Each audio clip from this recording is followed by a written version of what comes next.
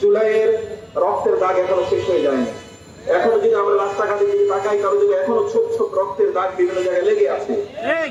যে সকল ব্যক্তিরা আহত হয়েছেন, প্রতিদিন এখনো আমরা সংবাদ পাই যে হসপিটালে তারা মারা যাচ্ছেন, এবং যারা নিহত হয়েছেন তাদের স্বজনরা এখনো স্বজন হারানোর সে বেদনা তারা বুঝতে পারেনি। এখনো আমরা এই জুলাই এর পাশে, জুলাই থেকে আবার আমরা 1-1.5 মাস পরে আবার রাস্তায় আমাদেরকে নামতে হবে, এটা আমরা কখনো ভাবতে পারিনি। আমরা বলেছিলাম আমাদেরকে যেন আবার রাস্তায় নামতে না হয়, তো এদিকে জনতাকে যেন আবার রাস্তায় নামতে না হয়, কিন্তু আমাদেরকে দুর্ভাগ্যজনক ভাবে 1.5 মাসের মাথায় আবার রাস্তায় নামতে হয়েছে। আমরা আজকে কেন এখানে একত্রিত হয়েছি আপনারা জানেন। আমাদের ফ্যাসিবাদের বিরুদ্ধে আমরা যে বিপ্লব করেছিলাম, যে বিপ্লব এখানে সংগঠিত হয়েছে, সেখানে তৌহিদি জনতার বিশাল বড় ভূমিকা ছিল। ওলামায়ে কেরাম সেখানে তারা মৌলিক ভূমিকা পালন করেছে, শাহাদাত বরণ করেছে। এখানে প্রচুর পরিমাণ মাদ্রাসা ছাত্র, হাফেজে কোরআনরা, আলেমরা তারা শাহাদাত বরণ করেছেন, যাদের রক্তের উপর ভিত্তি করে আমরা এই স্বাধীনতা পেয়েছি।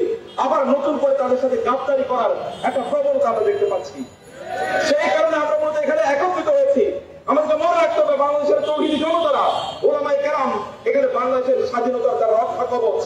অতএব যখনই বাংলাদেশের স্বাধীনতার বিরুদ্ধে একদল লোক যখন তারা ষড়যন্ত্র বা চক্রান্ত শুরু করে, তখন ওলামায়ে কেরাম তারা গর্জে ওঠেন।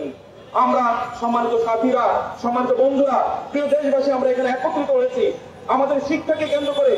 আবার এখানে চক্রান্ত এবং ষড়যন্ত্রের এখানে আমরা দেখতে পাচ্ছি দাবানল আবার বেজে উঠেছে। আমরা দেখতে পাচ্ছি এখানে আবার সেই শাহবাগী চেতনার লোকেরা, হতে পারে যে তারা স্বৈরাচারের শোষণ তারা ছিল না, কিন্তু স্বৈরাচারের চেতনা, তারা শিক্ষার চেতনা তারা লালন করে। এই চেতনাধারীরা আমাদের 90% মানুষের, মুসলমানদের তাদের শিক্ষার সিলেবাস কি হবে অথবা তাদের শিক্ষার দর্শন কি হবে, এটা তারা ঠিক করে দেবে। তৌহিদ জনতাকে কোনো অবস্থা মেনে নেবে না।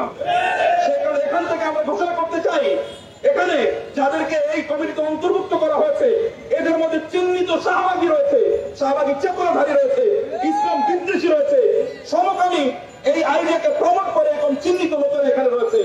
অবিলম্বে তাদেরকে কমিটি থেকে অবশ্যই তাদেরকে বহিষ্কার করতে হবে। যদি বহিষ্কার না করা হয়, 24 ঘন্টার আলটিমেটাম এখানে দেওয়া হলো। যদি বহিষ্কার না করা হয়, তাহলে পরবর্তীতে প্রয়োজনে বাংলাদেশের আপামর তৌহিদি জনতাকে নিয়ে আমরা বৃহত্তর আন্দোলন আবার গড়ে উঠবো, গড়ে তুলবো। প্রয়োজন আবার আমরা রাস্তায় নামবো, আবার রাস্তা প্রয়োজন আমরা দখল করবো।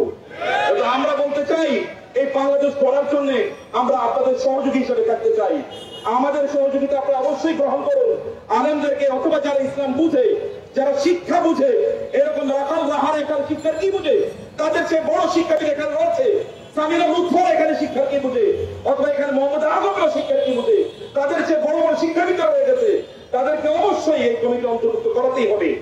আলেমদেরকে এখানে অবশ্যই অন্তর্ভুক্ত করতে হবে, এবং তাদের মাধ্যমে শিক্ষার পরিমার্জন এবং সংস্কার অবশ্যই করতে হবে। আমরা জানি এই কমিটিতে একজন দিনদার এবং আল্লাহর একজন লোক রয়েছেন, কিন্তু তার বিরুদ্ধে চক্রান্ত করা হচ্ছে যেন তাকে সেখান থেকে সরানো হয়। এই সামিনা লুৎফরা তারা এবং তাদের রাখাল রাহারা তারা এই ষড়যন্ত্র করছে। তাকে সেখান থেকে বহিষ্কার করার জন্য, অর্থাৎ তাকে সেখানে উচ্চ করার জন্য তারা চাপ দিচ্ছে। আমরা বলে দিতে চাই, বাংলাদেশের তৌহিদি জনতার প্রচন্ড সজাগ এবং সচেতন। একটা 16 বছরের একটা স্বৈরাচারকে কিভাবে পতন করেছে তা আপনারা দেখতে পান নাই।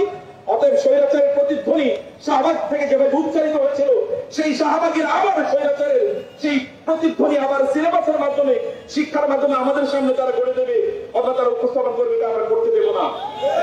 আমাদের বক্তব্যকে ইমিডিয়েটলি যাদের বিরুদ্ধে অভিযোগ আছে তাদেরকে কমিটি থেকে উইথড্র করতে হবে।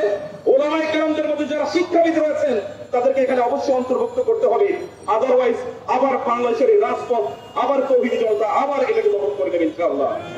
আল্লাহ সুবহানাহু ওয়া তাআলা আমাদের এই দেশকে, আমরা যে স্বাধীনতা রক্তের বিনিময়ে অর্জন করেছি, প্রায় 1500 লোক এখনো পর্যন্ত রেকর্ডে যারা শাহাদাত বরণ করেছেন, 25,000-এর মতো লোক যারা আহত হয়েছেন, এখনো তাদের চিকিৎসা এখন আমরা নিশ্চিত করতে পারিনি, তাদের পাশে এখন আমরা দাঁড়াতে পারিনি, এখনো তাদের কষ্টগুলো আমরা দূর করতে পারিনি। অথচ আমাদেরকে আবার রাজপথে আসতে হয়েছে। যাদের কারণে রাজপথে আসতে হয়েছে তাদেরকে হুঁশিয়ার করতে চাই, তারা অবশ্যই এখান থেকে পদত্যাগ করবেন, অথবা বাংলাদেশ নিয়ে তারা নতুন কোনো ষড়যন্ত্র আসবেন না। ষড়যন্ত্র যদি আঁকা হয়, তাহলে এই হাতটি কিভাবে ভেঙে দিতে হয় তৌহিদি জনতা ওলামায়ে কেরাম ভালো করে জানেন। আল্লাহ সুবহানাহু ওয়া তাআলা আমাদের দেশকে